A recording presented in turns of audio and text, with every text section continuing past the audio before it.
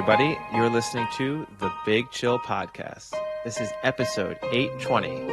F around, find out.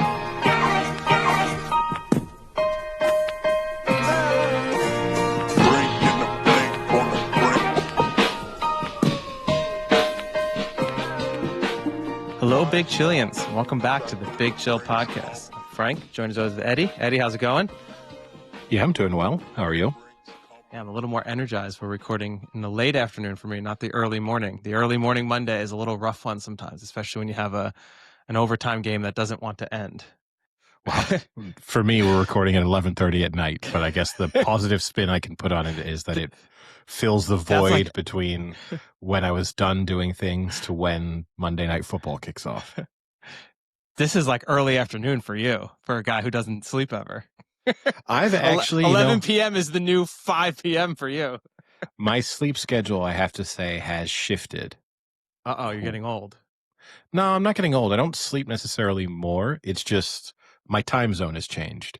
So, I mean, but in part it happens actually physically hasn't changed. No, it hasn't. But inside of me, it has. But I think in part it happens over the summer anyway, because I don't have the U.S. based sport, so I don't have the reason to consistently stay up till, like as soon as the NFL rolls around. I don't stay up for every Monday and Thursday night game, but it does mean until at least twice a week that's locking me into being awake till 3, 4 in the morning, basically, possibly 3 times a week. So that has an impact on the rest of my week. But I also just think, I haven't been going out as late as much. And so I've just had my sort of inner body clock shift to a not quite Paris time zone, but closer. Got it. Wow. So going from 4 hours of sleep to 6 hours of sleep. Sometimes I have a long sleep. Still, it does happen from time to time. But I was actually tired today. I nearly took a nap this afternoon, which is very unlike me. Yes, that's very unlike you. But it didn't happen, but it got close. Our listeners will already know what the name of this episode is, but just to give a little insight into how we record, oftentimes we don't come up with the title till after we're done, and then we backfill that title. But I already have the title for this episode, which is Fuck Around and Find Out.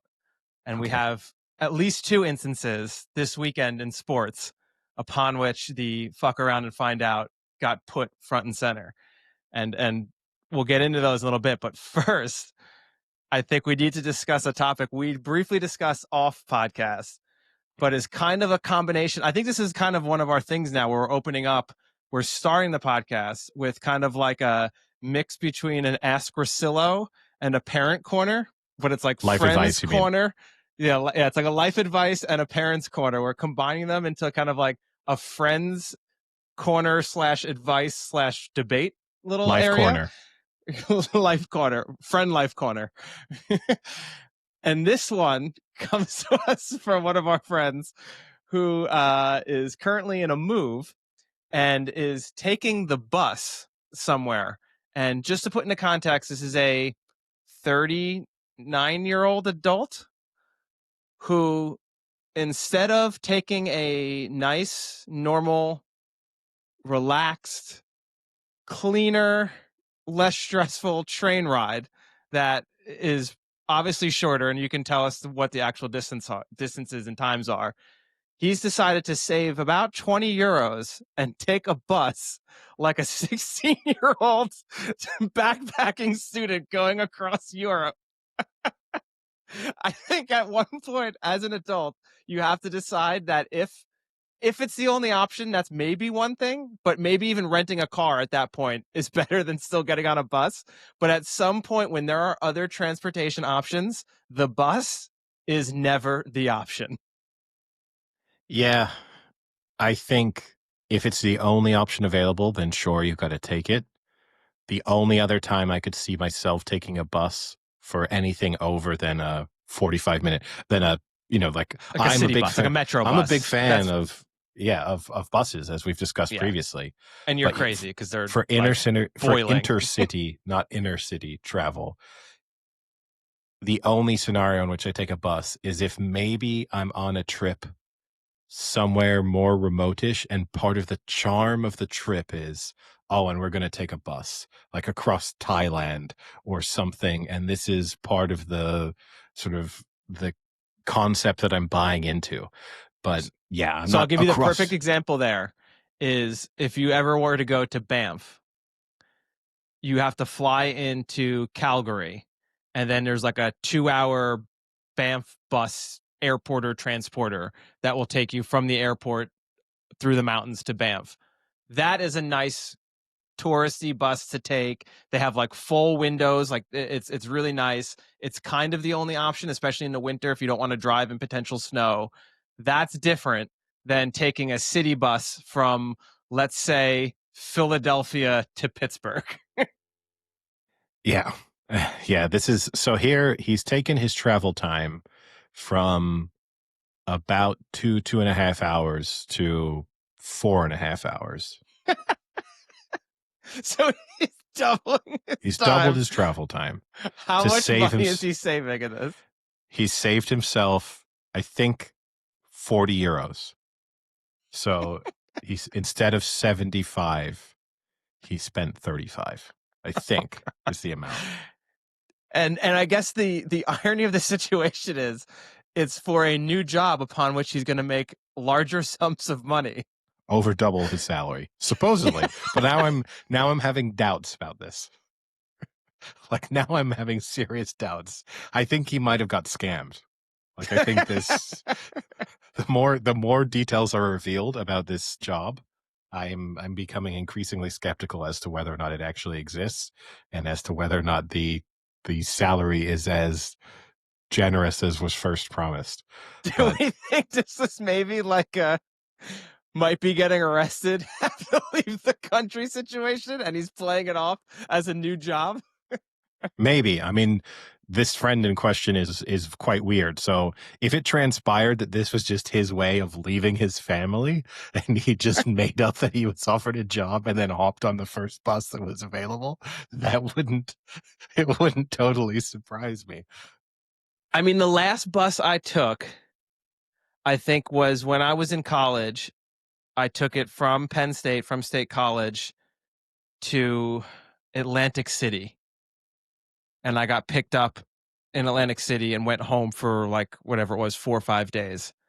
That was about a 4.5 hour drive. That was about a 7 or 8 hour bus ride. And it was miserable. Like, yeah, it was super cheap, but it was smelly, dirty, uncomfortable, annoying. Like the people, like the randomness of people on the bus, like just not a good situation in any way. I couldn't imagine being an adult with a good job and saying, I'm going to forego a nice train ride where I have a spot with ample lighting, air conditioning. I can work on my computer, free Wi-Fi, and instead sit in a dark, crowded bus with screaming kids and just like disgusting smells. It's crazy. I'm not sure there'd be screaming children on the bus, because I don't know if they'll even really let children on these types of buses. But I have to admit, I have never paid for. The only time I have taken buses in between cities or long bus rides has been on sports teams. So I've never paid for a bus to travel between cities. And I have never paid for a bus in my exactly. life. But and that actually is the bigger statement, because I've spent a lot of my life traveling within Europe between cities, and had plenty of moments in my life where I've had to do London to Paris, for example, frequently. And even when I was a student doing that, and the bus was significantly less expensive than the Eurostar, and it never even crossed my mind. Like there was never to me, it was either I can take the Eurostar or I don't go. There's no, like, it's not, oh, the bus is 10 euros. Like, I don't even, it doesn't exist as far as my mind is concerned. And I'll also double down. It's even more sociopath to go by yourself. Like you can maybe convince me if it's like a group of 5 or 6 of you, where it's like, guys, listen, like we want to save a little bit of money here. We can like use that money then to go out or something like that. It's a 4-hour trip. We'll just sit all around, have fun in this grosser bus than train ride, whatever. Maybe you convince me. I still think someone has to step up and say, hey guys, we're middle-aged adults, professionals with real jobs. We can afford the extra 25, 30 euros and get on a fucking train and be slightly more sophisticated. But okay, maybe we do that. But to be by yourself on like a night bus to a different city is fucking insane. It wasn't a night bus. I don't think it was that bad. I don't think it was a night bus, which actually makes it worse because you're not even getting the only benefit you could argue is like, oh, it means I can get on the bus at night. But yeah, I do agree with you. You're right. I'll add that other, if I were on a trip with a bunch of people and not in this scenario, not to save 40 euros. That's not. But if it were a real difference of, hey, the train is 500 euros and the bus is 50. And if we all just, it's not going to be ideal, but it's 6 hours on a bus. We can get some food, have play fun. Some cards. Yeah, it will be an enjoyable. It's like part of the trip now. We can make it fun. Yeah, you could talk me into that. I could say yes, we can spend that money better on another part of the trip. But I'd still argue that we're slightly over the age range, even for that. Yeah. Yeah, I mean that's a crazy difference. So if you're talking like 10 times the amount of money, I don't know where that even happens for the most part. But well, you can like, get that for sure. I mean, you can do Paris to London by bus, and it can sometimes be like £10, £15. And then you're next to a guy who's been hosteling for 2 months, who hasn't showered it's awful. in a month. He takes his shoes off and like puts his feet on you and is like eating like raw celery or something. Yeah, I mean, also too, he was moving, so he's got to be moving with at least some stuff, which that also just moving your stuff on a bus, it just doesn't seem good. Oh my God. To me, if I'd made that decision, the bus ride itself would just be filled with thoughts of regret of, I think I've made a really big mistake. I think that would be too long in a confined space to think about decisions that I've made. Yeah. It's like the Arrested Development. I made a terrible mistake. Yeah. I mean, because just to throw in the difference in price between the bus and the train in that scenario, just don't have lunch.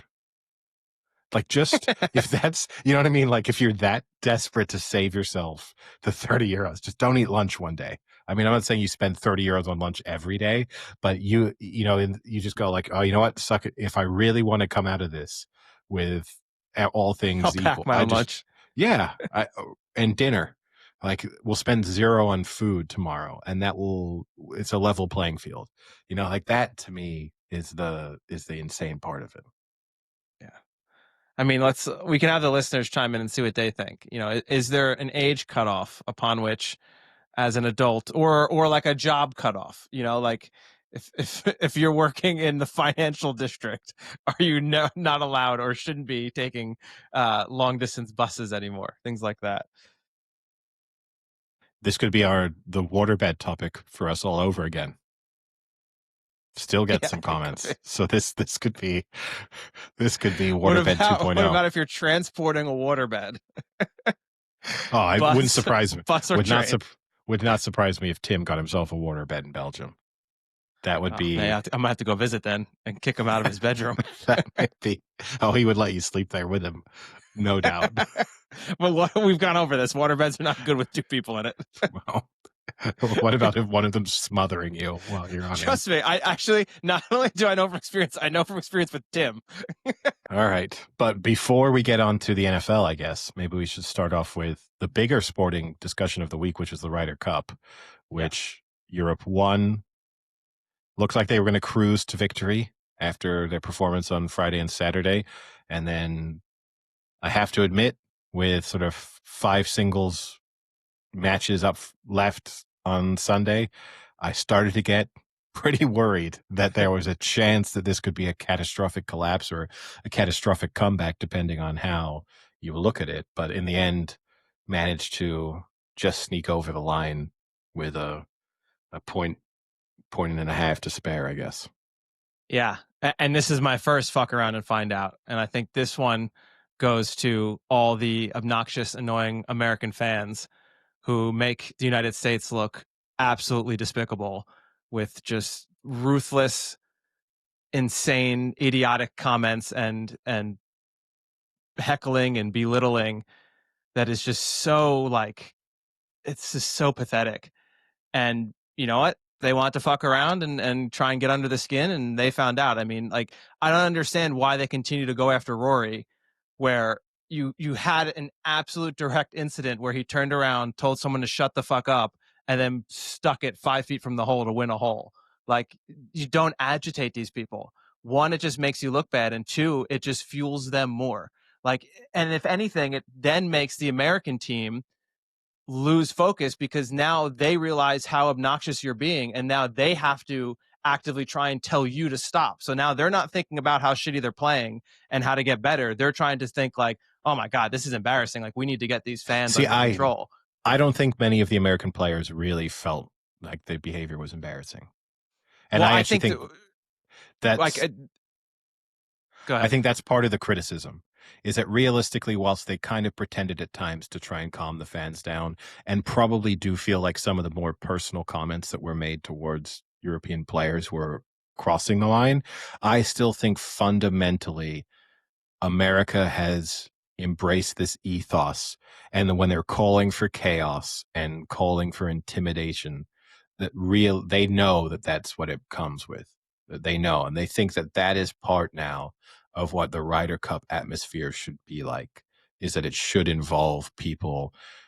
I mean, just pathetic comments. I remember at one moment cut to when Rory McIlroy was teeing off on the first, I think on the afternoon session on Friday, and I just heard some guy say, "Rory, I'm going to be in your head all day."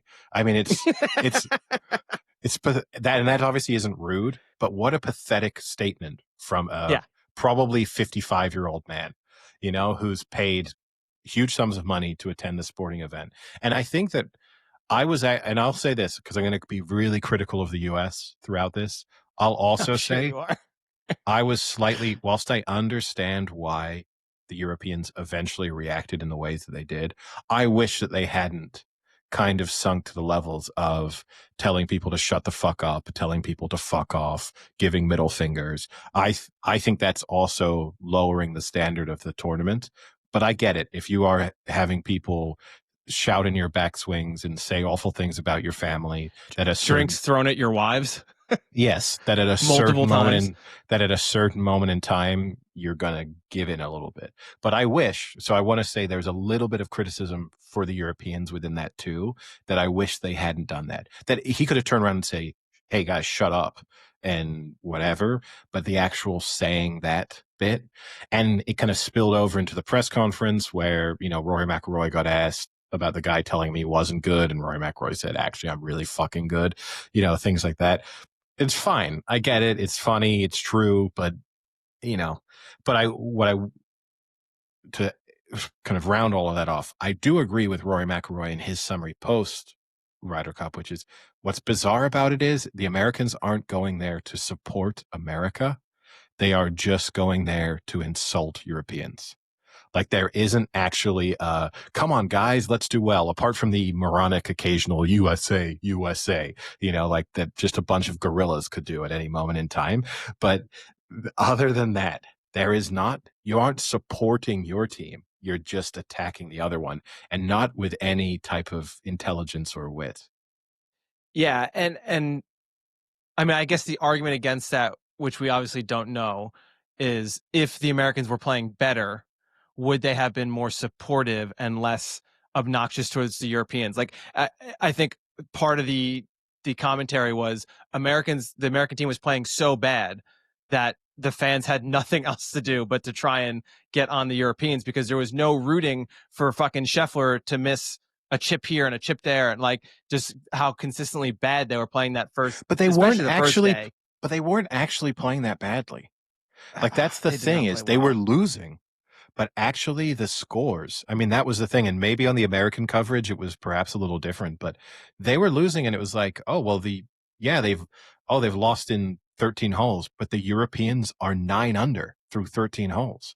So like Yeah. these guys have lost, they're 7 under through 13 and and it's done, like you can say, did they miss putts? Sure. But then you could point to a lot of instances of Europeans missing big putts too. It's just they usually made up for it by, then making a big putt subsequently. But I don't think the Americans played badly for the most part. I just think that the Europeans on Friday and Saturday played better, which again, in terms of the supporting your team side of things is, gets into, but I genuinely, and I think it was a microcosm for what the state of America right now, which is there's no concept anymore of decorum and standards and anything goes. And you also are just demonizing the others to such an extreme that these people become like fair game for just things that are unacceptable. And I don't want to say, because I know there'll be American listeners, you can go to a football match in England and hear awful things, like completely awful things. Don't condone that either. But then there's a little bit of a difference between an atmosphere at a football match and an atmosphere at a golfing event, which is that, but and I think and the Europeans, I'm sure there's instances of European fans saying something that wasn't right, but for the most part, the chants are good-hearted, light-hearted, poking fun at people. Nothing is actually pretty awful. Yeah. And I mean, you can even look at it on the other side. A lot of, I know this is kind of getting a little pedantic here with like the chants that the Europeans have, like their go-to chants, are all positive towards their own players, right? Like it's the typical football thing where you take a famous song and insert the player and like change the words or whatever, like that was kind of those types of things they had for Rory and for Lowry and for all of them. Whereas the Americans, they don't have like, they had that embarrassing video where they tried to do like that. I think it was like a Deschambeau or a Scheffler chant. And instead they just reverted to fuck you, Rory. Like literally the person on the mic tried to get them to do like a pro Scheffler chant. No one in the crowd wanted it. So then a person on the mic's like, well, how about fuck you, Rory? How about that one? And the crowd gets into it. Like it's just job. So pathetic. Yeah. And lost their job for it. Like it's just so pathetic that like just you can support your own players and have a little go at the other team, but in a lighthearted way. Like for instance, I like the comment about the choke with your button. Like that started off fine. And if it were like something just like that, where like clearly it's a joke, you got to laugh at everyone laughed. But then like to follow that up by like every time he's about to putt, be like, go fuck yourself, Rory. Like that's different. That's so different. And just boring. We always bring it back to, go ahead. And just boring things like every time a European hit it, and this is fair game, but it's boring. Like it's because we kind of spoke about the bunker. This. Yeah, like whenever they hit it. Like, yeah, or just four. It's like he's hit it straight down the middle. Stop it. It's not off-putting for him. He's already hit his shot. I'm in your head. I'm in your head. I'm making you think that the next tee shot will be wild. And again, this is where it goes back to kind of what we spoke about last episodes. Americans just need to admit defeat on this. You don't have the culture and the sensibilities to have the funny banter in the chants. You don't have it. So just accept it and move on. Or they don't even want it. Like they tried and there was no... No, but they kind of, you've got groups of them kind of trying to do it and thinking they'll be capable of it. And the reality is it's just not in your culture. In the same way that within Europe, we have different cultures in terms of how we interact with sports.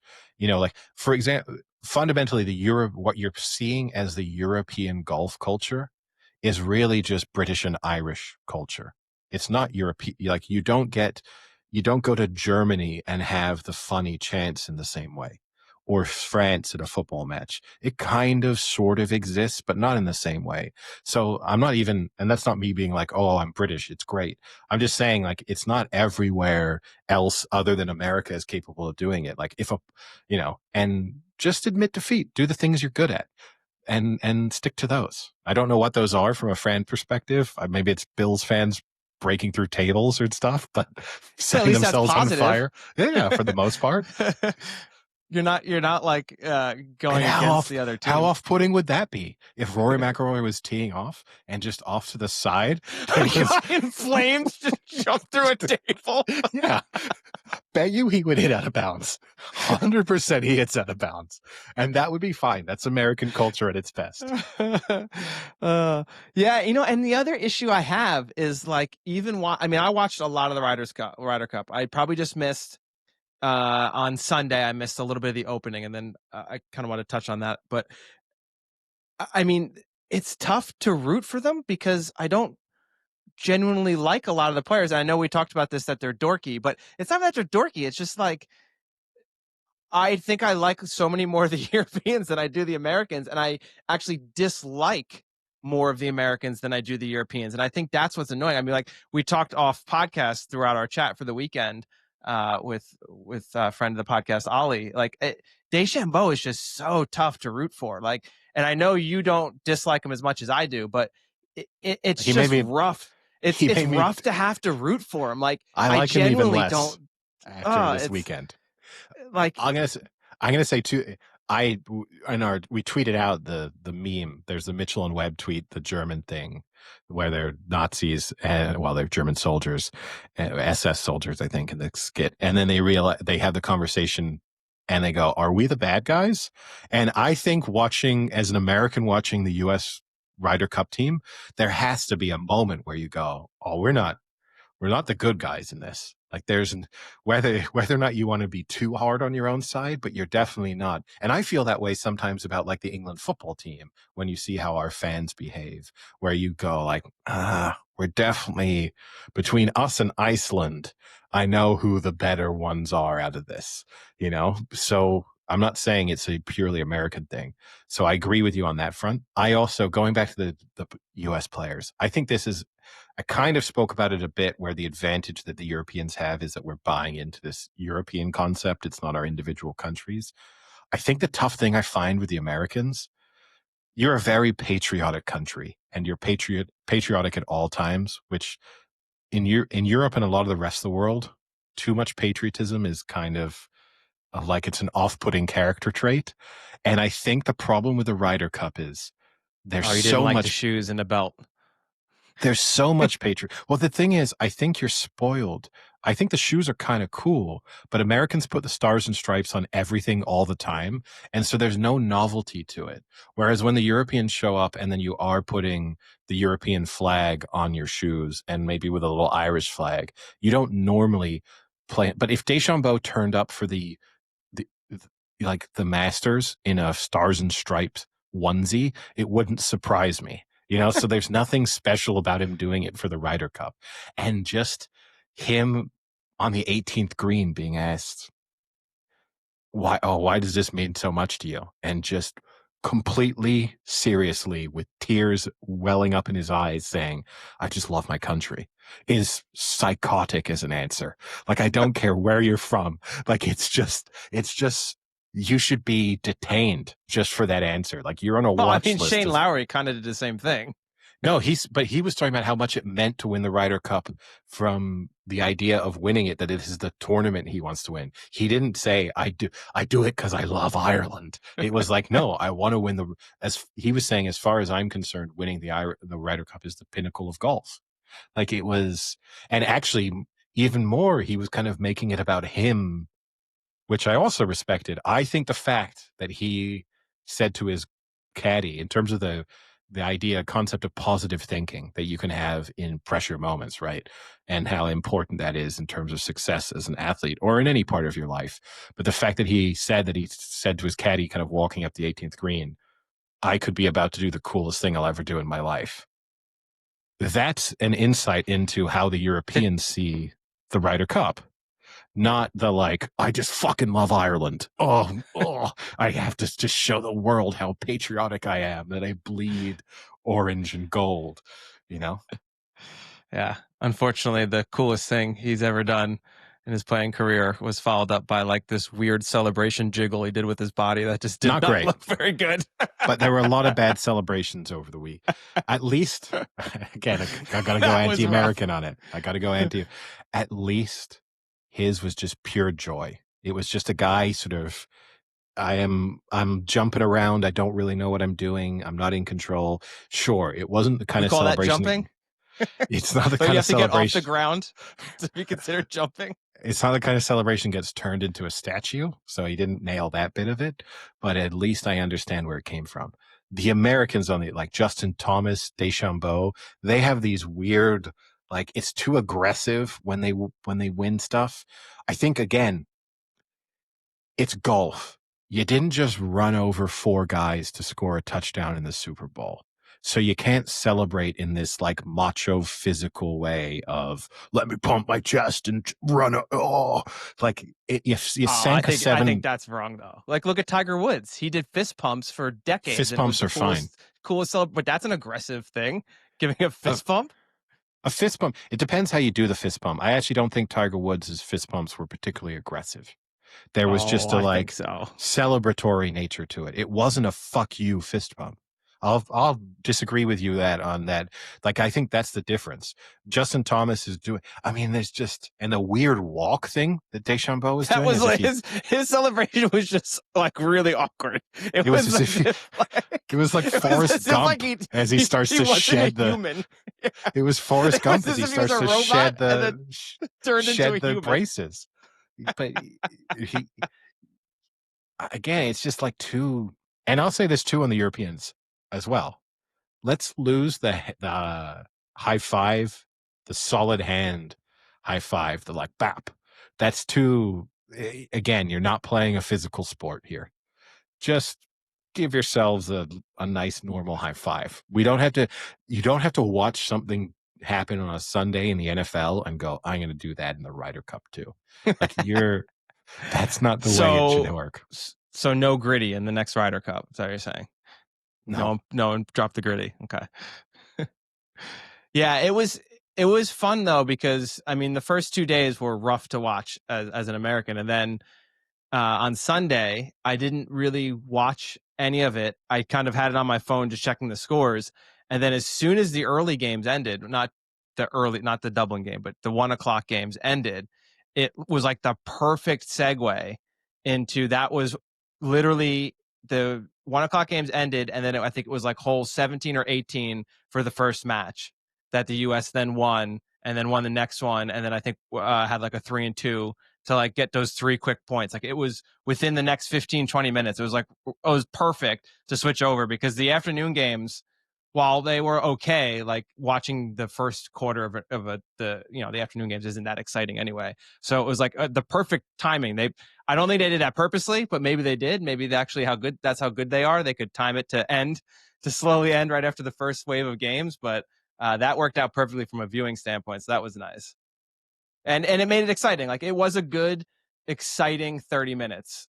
And then, once Lowry hit that, obviously it was over. So you can then go back. It was way more than 30 minutes. It wasn't that much more.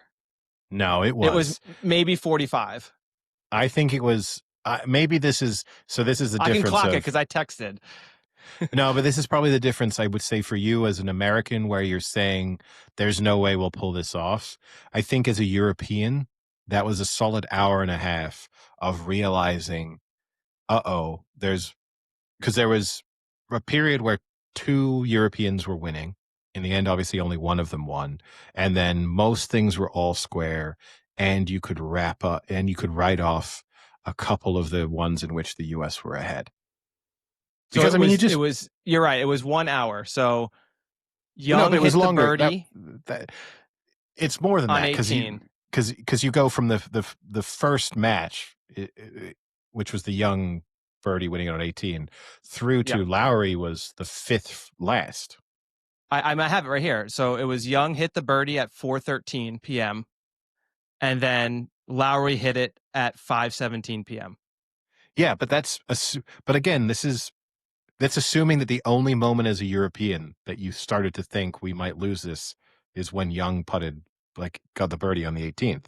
Like the concern was there prior to that, just looking at the scoreboard of, as unrealistic as this seems, there's actually not that many points left to play with because we're now projected to win by a point, which means all you need is one or two of these ties to swing and we're in trouble.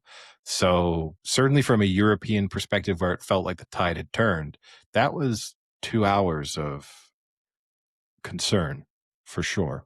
And 45 minutes of real concern of, I actually think this is going to happen now.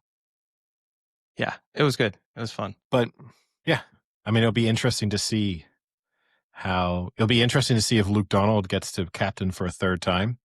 I did think, I'll be critical too.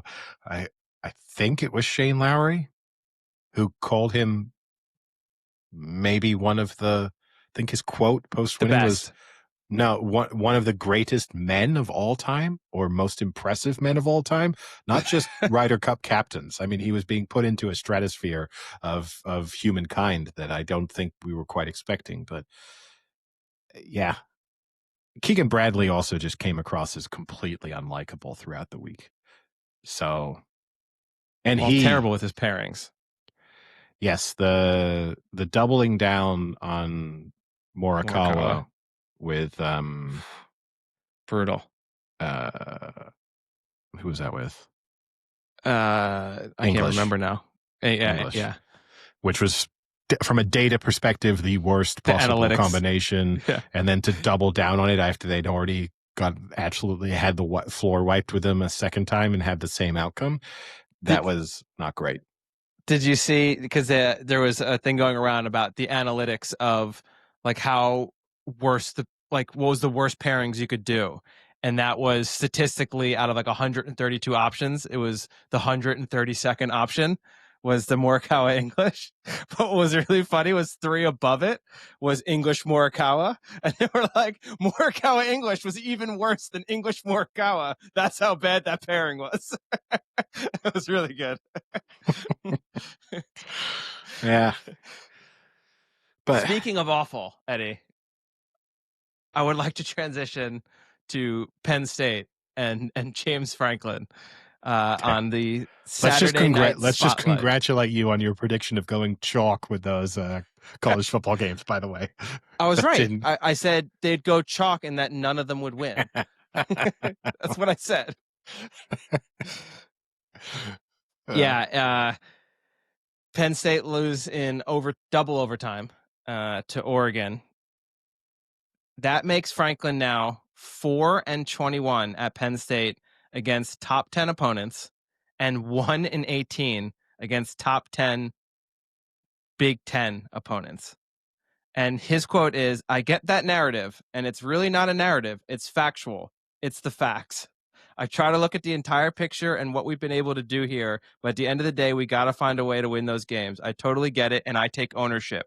I take responsibility. It's the 3rd worst record by a coach at a single school since the poll era began at 1936. That against top 10 teams, his .16 winning percentage.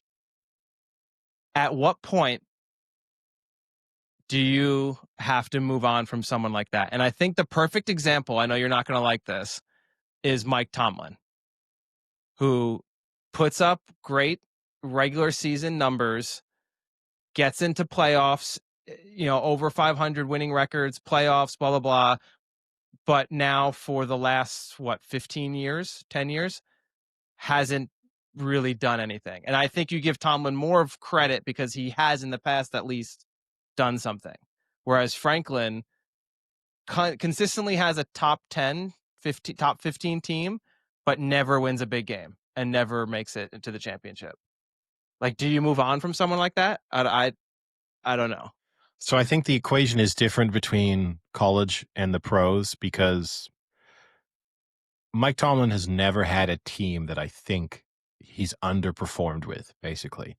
And the only criticism you could have is that eventually, in order to become Super Bowl contenders, you might have to tank because you may need a good draft pick and that you're kind of hurting yourselves. But realistically, that's a bad thing to adopt. And history would tell you that teams that go down that path end up finding themselves in a level of hell that they can almost never escape from. And that, Heard that. yeah. And so, that's ultimately, you kind of just have to give Mike Tomlin the pat on the back of, well, every year there's at least six or seven teams that are better than you, and you find yourself in the playoffs and you lose in the first or second round. But that's good job. You never underperform. I think the difference with Franklin, if Mike Tomlin were doing what he was doing in college, it would be amazing because from a recruiting perspective, you'd be able to sell this program of come play with us. We're always in the playoffs. If we could just get a 5-star recruit at quarterback, then that's all we need. Come be the difference maker. So he would be, in a sense, he's running the best possible college football program in the NFL, and it doesn't work. Whereas with James Franklin, you might have to say, yeah, we need someone who can get us over the hump, because you've now had long enough with Penn State being good enough to recruit well enough, if you see what I've just said there, yeah. that the argument of, well, what do you expect from us? We're obviously going to lose to Ohio State. We're obviously going to lose to Michigan, should no longer be the case. Yeah. I mean, I guess the worry always with college football is how good of a recruiter is a coach. And I think that's the worry with firing someone like Franklin, is that he might not, he's obviously not the best game manager. He's not the best in critical situations. He makes a lot of dumb mistakes. His time management, clock management isn't good. But if you're a really good recruiter, that's a tough thing to lose, because you can be a great coach, but no one wants to play for you, and you're not going to get good players, and then you're not going to win games. It's so different in college football. And I am under the impression that he is a very good recruiter. And I think they do get better players than they probably should. And I don't know if you cut him and bring someone else in, are you going to get that same level? Because once you lose the players in college football, you could be done for a long time. That could really change a program. But I mean, it is getting pretty pathetic. You have to win these big games, and I don't know what you change to do that. Yeah, it was embarrassing. It took them 3 quarters to even start driving down the field. The fourth quarter, they looked like a very good team. But why does it take 3 quarters or 4 quarters to do that? How do you not have that game plan set already going into a big game like that, or be able to adjust, which is a trait of a good coach, like an Andy Reid, being able to adjust at halftime and things like that. So that was Did you see rough. Peyton Manning debunking the myth of halftime adjustments? Did you see that on the Manning No. cast? Peyton Manning said, whatever, his quote was something along the lines of, in my 18-year NFL career, I never remember a single game where we made halftime adjustments. Well, I don't know what that means, though. He basically, so I think it's a little bit tricky in the wording, which is, I guess the way they interpret someone saying halftime adjustments is, you go in at halftime and your coach rallies you around and says, hey guys, we were doing this, we're going to do this now. And he was like, that just doesn't happen. You don't have time. By the time you get in there and you get some water and eat a snack, it's time to go back out there again. So you basically have no interaction with your coaches. So I get what he's saying. The play callers could be different, right? The coaches are obviously getting together and discussing what's working, what's not working. We should try more of this, less of that. I think they're more likely to be doing that dynamically over the course of the game, though, right? I guess his point is more this idea that you get to halftime and it's this pause where you get to reevaluate, kind of doesn't happen. And I think from a quarterback, that's probably, he would know better than most, right? Because if there were changes to the offensive play calling, he would certainly be privy to that conversation, certainly in the final 15 years of his career. So I get what he's saying, but it probably is a little misleading. He's not trying to say, I guess, that the game plan we have for play 1 is the game plan for play 70, regardless of how the game has gone. But it was a little interesting, and Eli Manning agreed with it. So, read into that what you will. Yeah, and I guess none of the games really went to chalk. Georgia can't get over the Alabama hump. That's another big one for Georgia. I think Kirby Smart now is like 1-7 against Alabama, something like that, something crazy, which is tough. So, but I mean, I think both Georgia and Penn State will both make it. So I love that result because, you know, Alabama started the season losing to Florida State by 2 touchdowns. And I was a little worried there for I could get a tattoo of put Alabama in the college football playoffs every year. And I was a little worried that this might be the first year where that position could be at risk. But I think I could now feel confident in the fact that Alabama will be in the playoffs and deserve to be in the playoffs on the basis of what we saw from them against Georgia. And I mean, beating Wisconsin comfortably. And, yeah. You know. I mean, I think you would ultimately get a pass for that, though, because when you change a Hall of Fame, potentially greatest college coach ever off the team. No. To me, it doesn't matter. Things. No. Oh, it doesn't matter. It's just always. So you could go and coach them and you would still have the utmost confidence. Oh, even more than. but yes, but if someone not capable of coaching them was put in that position, I would still say put them in the playoffs. So I guess we can then switch to NFL. Yeah. And the big news out of the NFL this week is Bad Bunny will be the Super Bowl halftime show. Do you have any? I mean, Bad Bunny's music's fine to me, but we've had this conversation about Super Bowl halftime. You know, it's kind of how I felt about Kendrick Lamar, although in the end I thought he did a really good job, but that ultimately my critique of it was going into it. I'm not sure if Kendrick Lamar has enough hits that enough people know to make it be the thing that should be hosting the Super Bowl. And Bad Bunny is even more obscure. I mean, Kendrick Lamar is not obscure, but I don't think if you're over 50, I think there's little chance you know a Bad Bunny song. But you know who Bad Bunny is because he was the caddy in Happy Gilmore too. Yeah. That might be I honestly think that as joking as that is, I think more people who watch the Super Bowl would be able to recognize him as the caddy from Happy Gilmore 2 than from his actual music. Or in the SNL skit with Sabrina Carpenter. Yes. That's the two main things.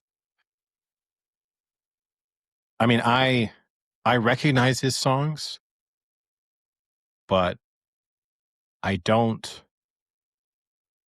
sort of know his songs, if you see what I mean. Like a song can play and I can know it's Bad Bunny, but at the same time, not to come across this, if you then just told me, no, that's actually a different insert Latin artist, like actually it's Daddy Yankee, it would be like, oh, okay, that makes sense. Where'd you pull Daddy Yankee out of? Holy shit. Yeah. But yeah, but you know, he might put on a really fun show. That I'll give him. He might be, John Hamm's a huge Big Bunny fan, Bad Bunny fan, Big Bunny fan. I got so much credit with the Daddy Yankee pull, and I just undid it by calling him Big Bunny. With Big Bunny. We just lost all of our Latin fans. That's tough for us. How insulting. Yeah. Well, I guess getting into the NFL into week 4, I think that brings up the other fuck around and find out, which was it's going to be hard for anyone after this one to even pretend that the Chiefs are playoff contenders, never mind Super Bowl contenders. So I'll take the Ravens to win. Ravens by 15 or more points on this one.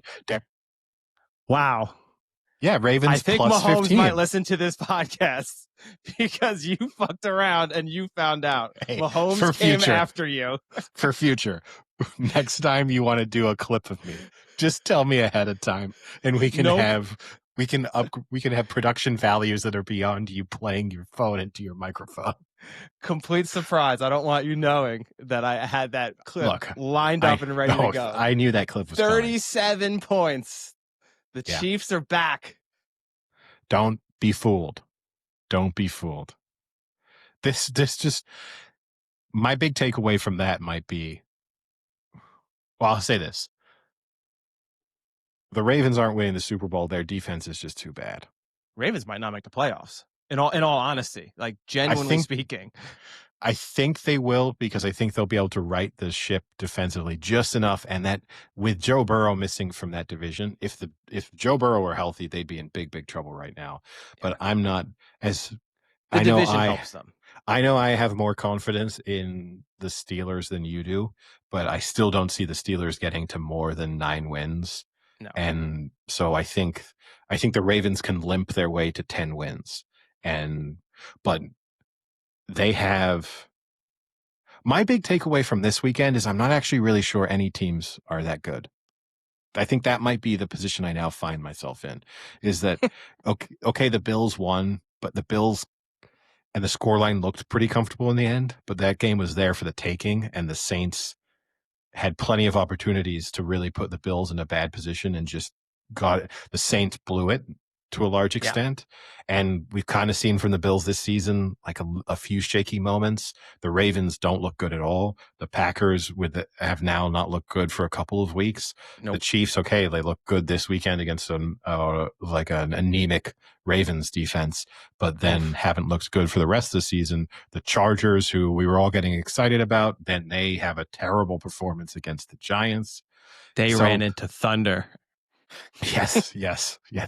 Dart had such an impressive, 111 yards or whatever it is. Yeah, but if you watch that game, it was completely different. Okay.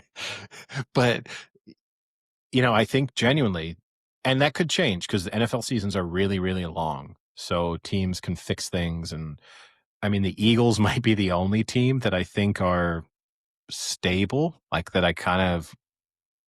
I was going to say, you didn't mention the Eagles. And I honestly now am starting to believe the Eagles are just fucking with everybody and like not fully playing games almost. And I know that's stupid and isn't real, but in a way it feels like they're content with just going out and saying, hey, we're going to play really good for 2 quarters and then we're just going to run the ball 14 straight times. Like, we don't care. Like, and if you start to come back, then we'll just go back to playing a little more RPO style and throwing the ball a little more. Like, the way they turn it on and turn it off it's really strange. And I don't know if it's obviously not purposeful, but I don't know if there is a little bit to it where it's like, okay, we've got 2 touchdown lead. I'm content now with just running 90% of the time. And if we need to, we can go back to a more dynamic offense.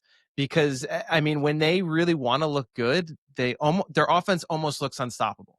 When you can tell that they're really trying to put a scoring drive together. And like the AJ Brown stuff is weird. He had 120 yards last week, and that's sandwiched by 2 weeks of 1 catch or 2 catch. So I am starting to believe that maybe they still are a pretty dominant team, and maybe they are the best team in the NFL still, even though I don't want to admit that. I don't know what to make of the Bills. They're still undefeated, and like, you're right, that wasn't a great game, but maybe that was, even though they said every game is important, maybe that was a. But we can't. But you said that the week before too. That was the excuse against the Dolphins was, oh, well, maybe they just didn't. And realistically, they should have lost to the Ravens, which now with hindsight, that looks fucking terrible. We came away from that being like, what an amazing comeback. Oh my God. They really pulled it out against the Ravens. And now you think about it, it's like, how on earth did you find yourself? How did the Ravens for 2 quarters basically shut the Bills down? That doesn't seem possible now. Yeah. So I guess the one team we left off who might be legitimately good is the Lions. That might be the only other one where, yes, they've got weaknesses, but that offense is just a bit of a buzzsaw. And we nailed that one at least. Yeah. Yes. We both said that they were going to score over 30. Well done us. We got one right. We said they'd smoke the Browns and crush that defense, and they crushed that defense.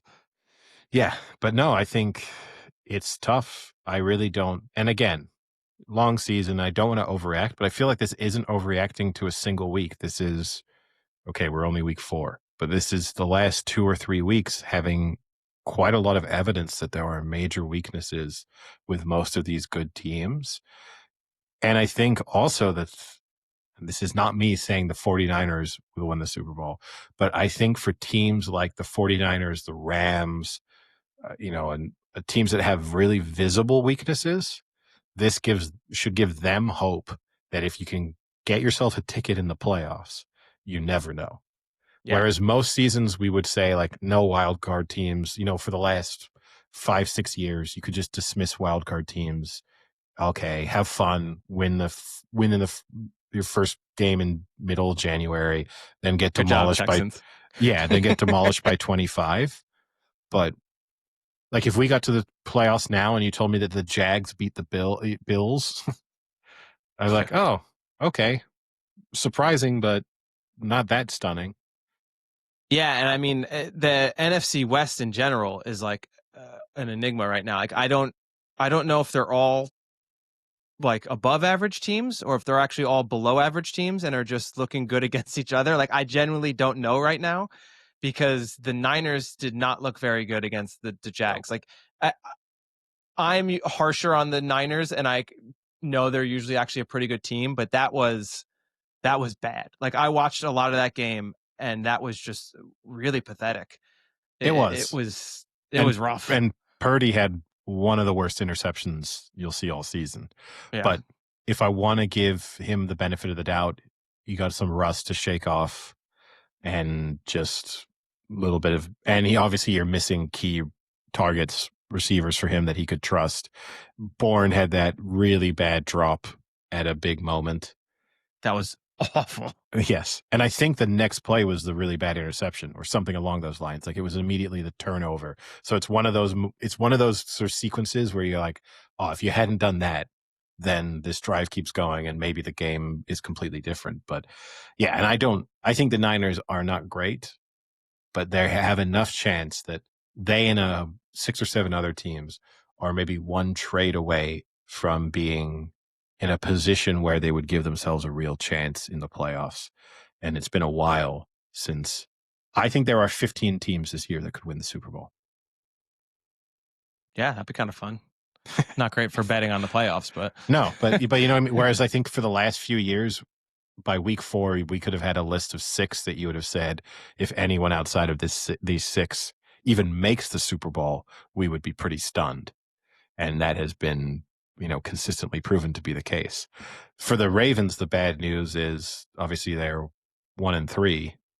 You have their schedule? I was gonna pull it up if you didn't pull it up, just to kind of go I through. will pull up their schedule, but the bad thing, we've done the like, well, what does it mean to have this record? So only one team in history has ever started 1-3 and gone on to win the Super Bowl. Can you name them? It's in our lifetime, so it's not a. Okay. It's not the Giants, is it? It's not. It's the 2001 New England Patriots. The Tom Brady, Drew Bledsoe injury year. Oh, yeah. So the Patriots went on to win 11 of their final 12 games, including the playoffs. Since 1990, 35 teams have made the playoffs after a 1-3 start. How many? Say it again. 35 since 1990. Okay. So you can make the playoffs, but maybe not win it. You can. That Drew Bledsoe injury is still one of the craziest injuries of all time. Great story. If anyone doesn't know, go look that story up. He almost lost his leg. So the Ravens, they have the Texans next. Yeah. Okay. Not the easiest, but I don't think they're particularly hard. But yeah. Okay. So 2-3. Then they have the Rams. That's a loss. Okay, 2-4. I think the Rams are pretty good. Then the Bears. So that's. I mean, these aren't easy games. You know what I mean? Like that's what's tough. Is every game's a hard game. Those are 3 home games in a row, by the way. I'll give them the Bears, but again, not easy. Then, so we got them 3-4 at that stage. Yeah. At the Dolphins. Yeah, that's a win. So 4-4. That's a primetime Halloween Thursday night football. So we'll get to watch it. Yeah, 4-4. At the Vikings. Yeah, probably a win, but again, like not an easy win. So 5-4. At the Browns. Yeah. 6-4. home for the Jets. Yeah. 7-4, home for the Bengals. Yeah. 8-4, home for the Steelers. Have they played the Steelers yet? No. No, right? I'll say they split the Steelers. Okay. To be fair. So they lose at home or lose on the road? Probably lose on the road. So 9-4. At the Bengals. Yeah. 10-4. So there's nothing to panic about, as we're basically figuring out. Home for the Patriots. That's a tough game. Patriots are serviceable. I think they win that. Okay, so 11-4. At which point, probably there's 2 games left, and the division is probably in their hands. Then they're at the Packers. Yeah, it's a loss. 11-5, and then at the Steelers. So that's 11-6. Yeah. I think the worry is these next 3 games, they could potentially lose all 3. Yeah. I mean, if they lose to the Texans, then it's full panic mode. Yeah. That's... Texas Rams Bears is it's not the easiest slate. It's not Titans, Saints, Jets. It's a little tougher than that. Those are 3 teams that are all potentially playoff teams you're playing back to back to back. Yeah, after just playing the Chiefs. Well, plus just their defense is so bad. This is the fact that they've through 4 games, 41 points, 17 points to the Browns, which 17 points to the Browns is basically like 40 points to anybody else. 38 points and 37 points. Put it this way, 37 points to the Chiefs. The Chiefs haven't scored over like 20 in like 6 weeks. Yeah, it was the first time that Patrick Mahomes has thrown 4 touchdown passes since like 2019. Yeah. Oh, I believe it. It's crazy. It's crazy. So, it's... So the Rams Stafford could have 600 yards against them. Yeah. You have to... Puka Nacua could break records that game. You have to put every team they're playing against down for 20 points at the moment. I think it's impossible to say, less than that. And so then that automatically puts your offense under quite a bit of pressure. And as it looks, it looks like Lamar Jackson is not fully healthy. They obviously took him out of that game, and supposedly because of a hamstring injury. And it's true that he didn't look quite as dynamic over the course of that game, even before he came out. So if you then have the Lamar not full speed, I also have to question why. It felt like for a while the Ravens were smart, where their backup quarterback was at least another mobile quarterback. So someone else would come in, and he couldn't be Lamar Jackson, but he could kind of still do a lot of the things that Lamar Jackson did. And now you're just shifting from Lamar Jackson to a pocket passer. So you just have to completely change the way in which the team plays. That to me is a bit strange. Yeah, it is a little strange. You should at least have someone who can kind of fit the mold. I know no one can actually fit that mold. He's pretty much one of a kind, but you can put someone who's like at least slightly, even like a Carson Wentz, maybe not now, but like 2-3 years ago. Not now, but like 3 years ago, he was actually a lot, like when he was on the Eagles, like someone like that who's still was able to run options and stuff. Based after what we saw this weekend, if the Ravens want to trade for Carson Wentz, he's available. That trade. So they want Jameis Winston? Yeah, that trade can be made. Yeah. How about Eddie? We've discussed this a few times on the podcast now, but it's happened once again on the Colts. Adonai Mitchell caught a really nice pass, made a really nice move, was about to score a touchdown, and then fumbled the ball on the goal line as he was about to basically put it into his other hand to hold it up that he had scored a touchdown, but fumbled out of the end zone and did not get a touchdown. Then the Rams got the ball back. It was bad. It wasn't as bad as the players who just outright drop it, because I do understand that a lot of you would normally think nothing of the players shifting the ball from one hand to the other as they start their celebration. And you could probably pull up clips of 25 players doing that yesterday alone and nothing happening. So I feel a little sorry for him, and it would have been a great touchdown at a key moment in the game. Yes. So, you've denied yourself a really good highlight. He then compounded that mistake by having a holding penalty that took away Taylor's sort of 55-yard run at a more crucial moment of the game. Yep. So not a good day for him. No. But yeah, I felt a little sorry for him in that one, where that's just kind of a mistake you could make versus the why are you doing that? You should never play for this team again if you're just I dropping watched it. it before you run in. I watched it a few times. I still don't almost understand how it happens. Like No. he literally is just handing the ball from one hand to the other, and literally the other hand just like does not want to receive the ball. It's almost as if like like someone else was operating his hand. Like I've never seen anyone do that, and I mean like in life in general. Like if someone had a ball in one hand and like handed it to their other hand, I've never seen someone just drop it. It was crazy. Like the odds of that happening are out of control. The other thing I give him credit for is that he instantly realized the possible issue and chased the ball and just wasn't able to get it before it went out of the back of the end zone. But again, it's different from the players who just drop the ball as they're running in and then run off in celebration for 7 minutes until they realize that actually you didn't even cross into the end zone. So again, unfortunate. So unlucky. He could have done exactly the same thing, and the ball could have flown out to the left and could have been out at the 1, and it would have just been like, haha, that was funny. Don't do that again. But unlucky versus you like, and I know it gets discussed on a routine basis. I don't know if that seems, it doesn't feel like a fair punishment for that type of mistake is that you turn the ball over. That just, as you know, I'm a firm believer that should either mean that means that a fumble out of bounds anywhere is a turnover, but to just have a fumble out of bounds in the end zone suddenly be this catastrophic error.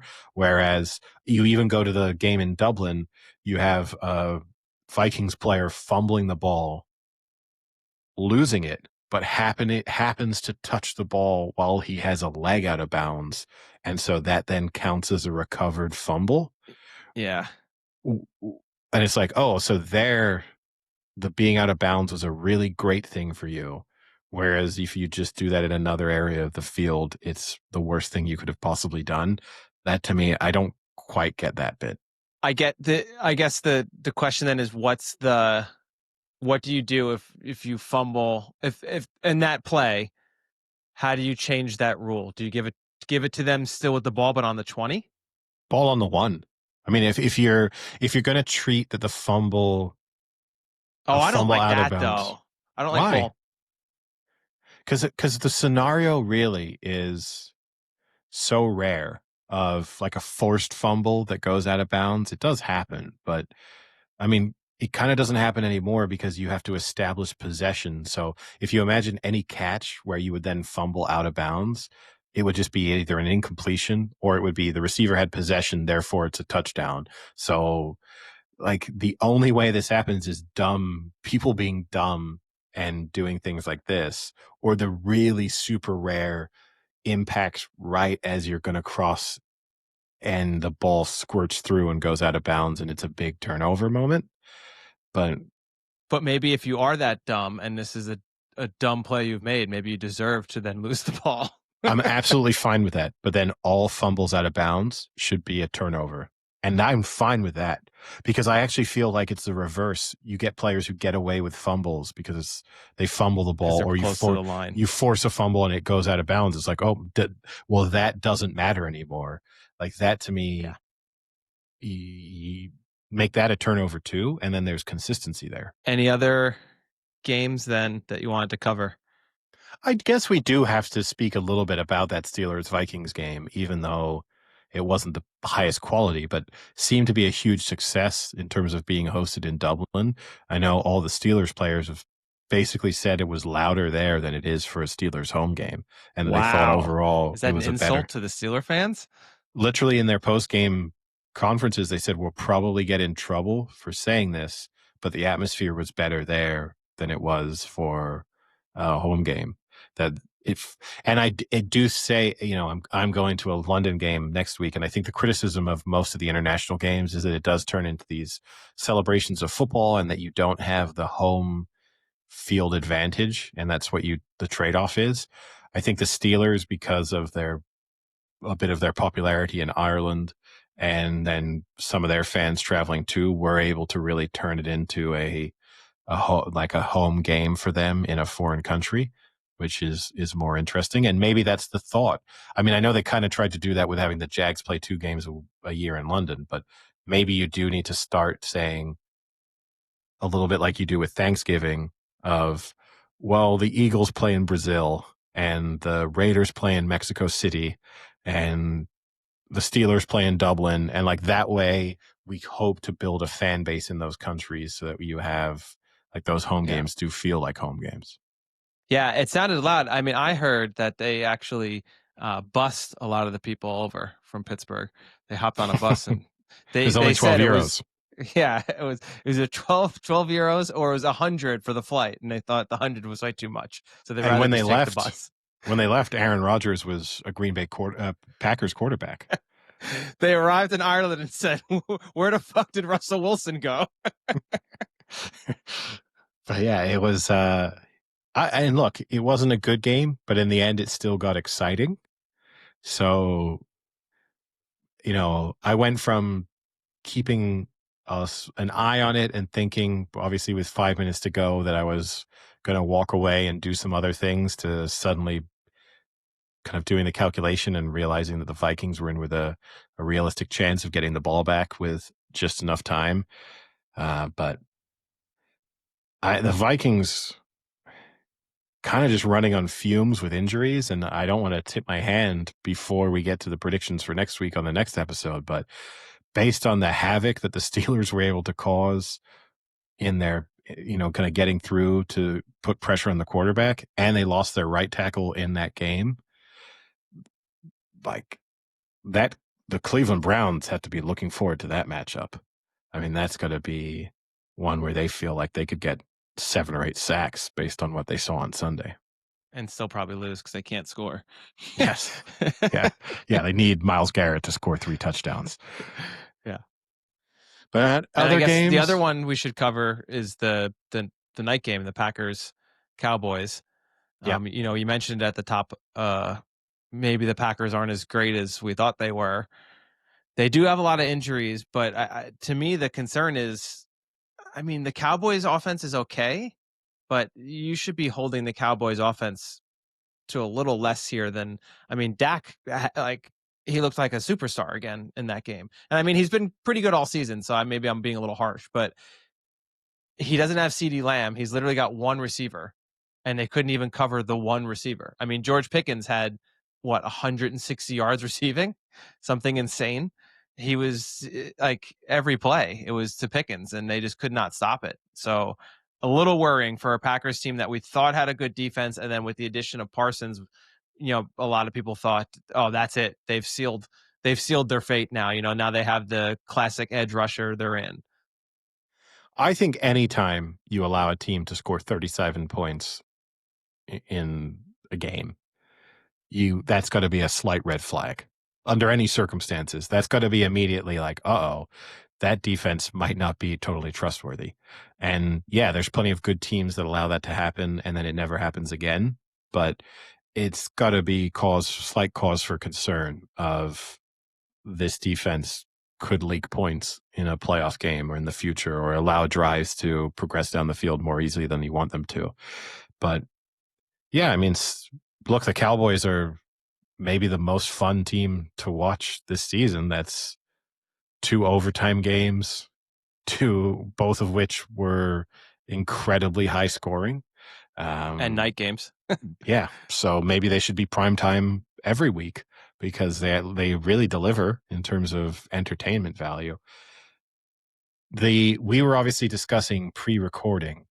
There's been some discussion on other podcasts and other television channels about the overtime rules and the fact that with a 10-minute, so I'm not going to, the current rules, which are score if both teams get a chance to possess the ball.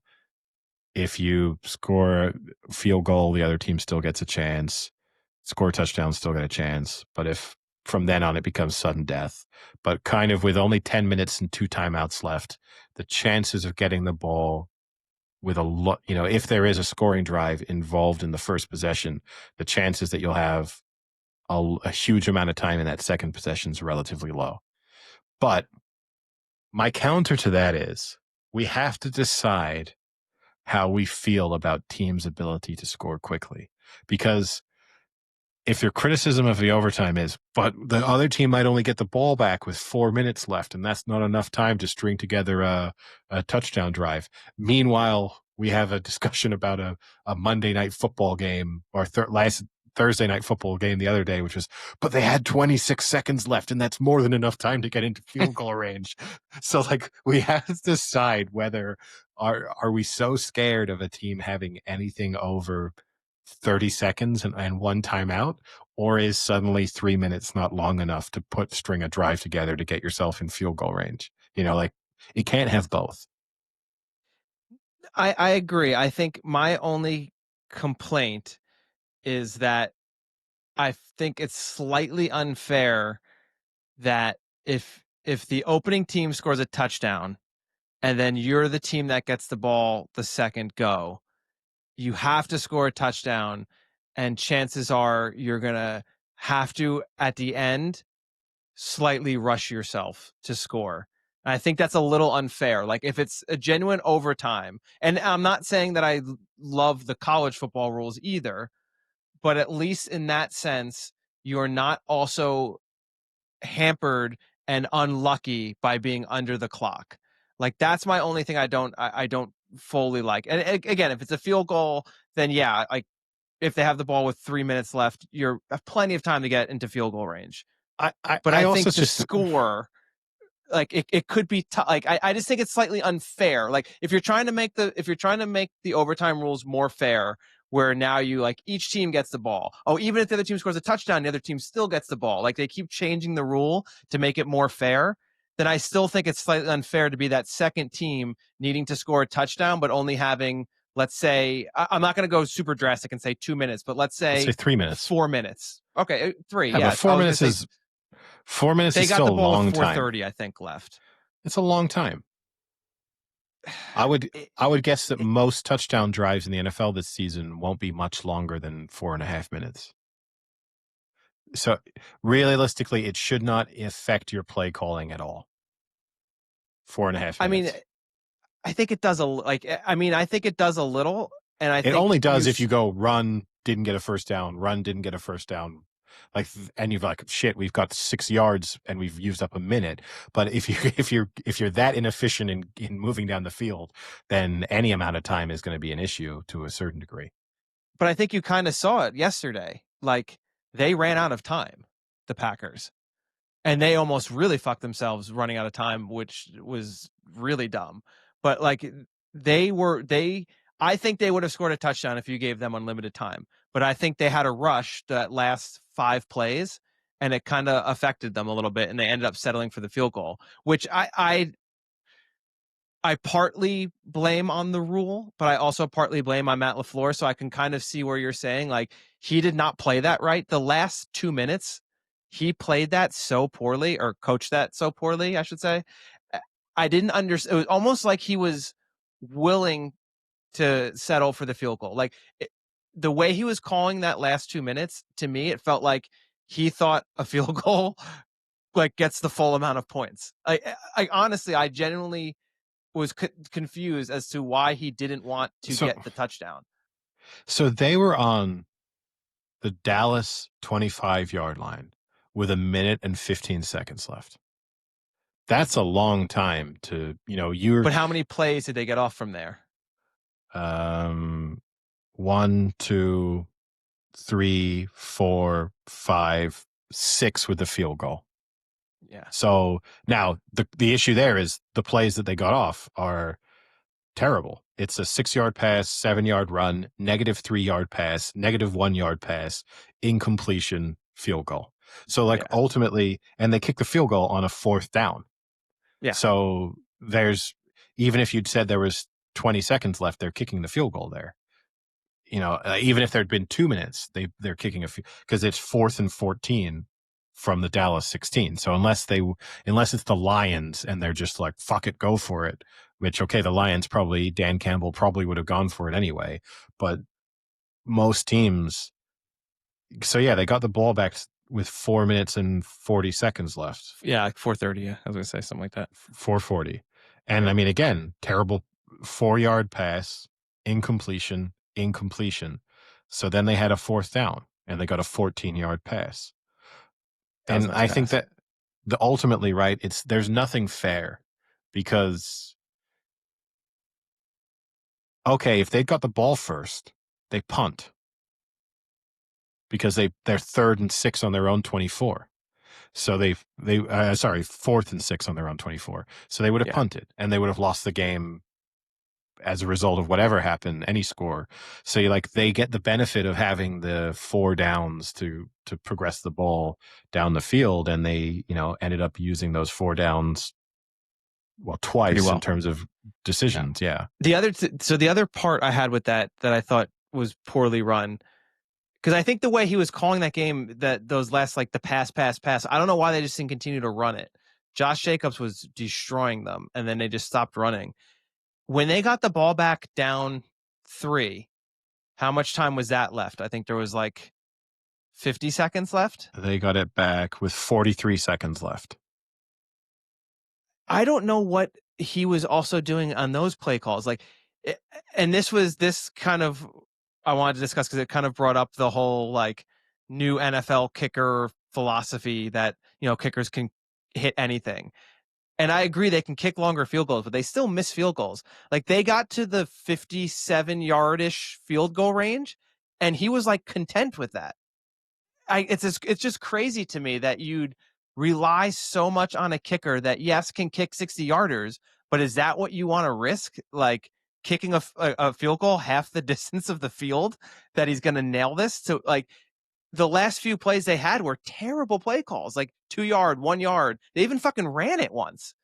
Like, they had enough time. They got down the field to like the 50 pretty quickly, that they could have, like, taken one shot to even maybe score, take one deep shot, like do a double move, do something. But instead they were like, no, let's just get 5 more yards and go from 57 to 53. We'll make that. Like, it's so weird to me sometimes, the way that they end these games, and, like, the trust that they have is a little crazy. Yeah, but the inconsistency too, because the reverse of that then is the decision with 6 seconds left and the clock running Oh, to I think that was just a major fuck up. I don't know if that was, like, I don't know what happened there. I don't know whose fault that was, now but someone's at fault for that. Because it seemed an obvious spike the ball, kick the Yeah. field goal, game over. That's to run the play.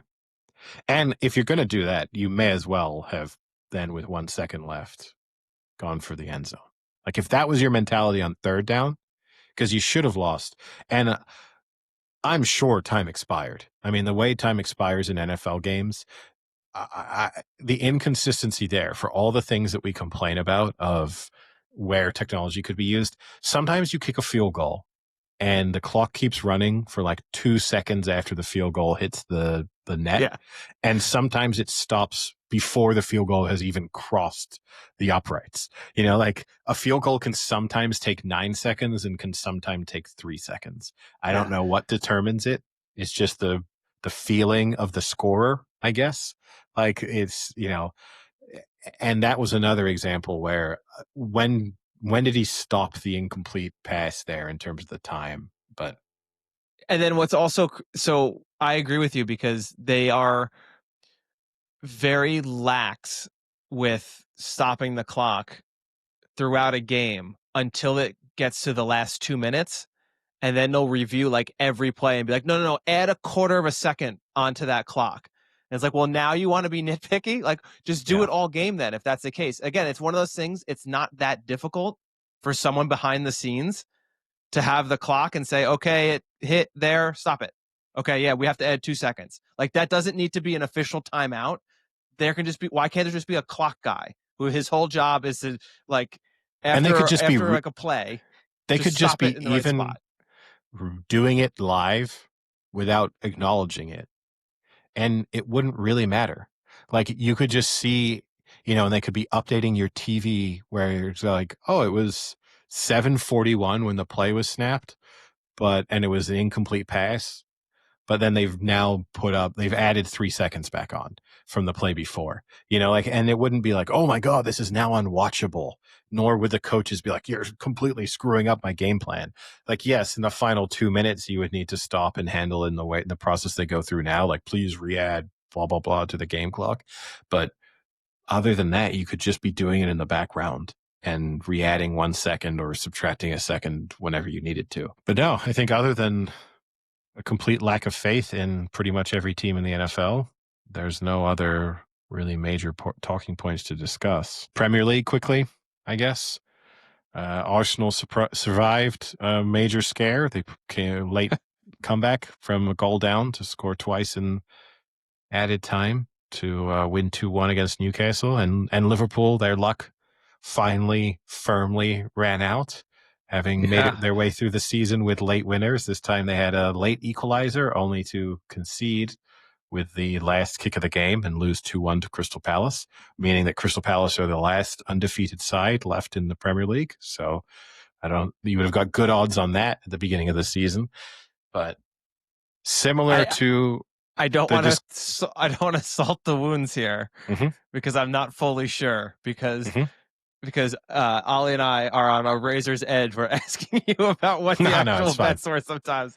Yeah. Did you have Liverpool to win or No. or double chance? Okay. Double chance. Otherwise I wouldn't be upset because they weren't close to winning. I mean, they were never winning because I hate when people are like, well, if just this had happened. It's like, yeah, but that was never in play.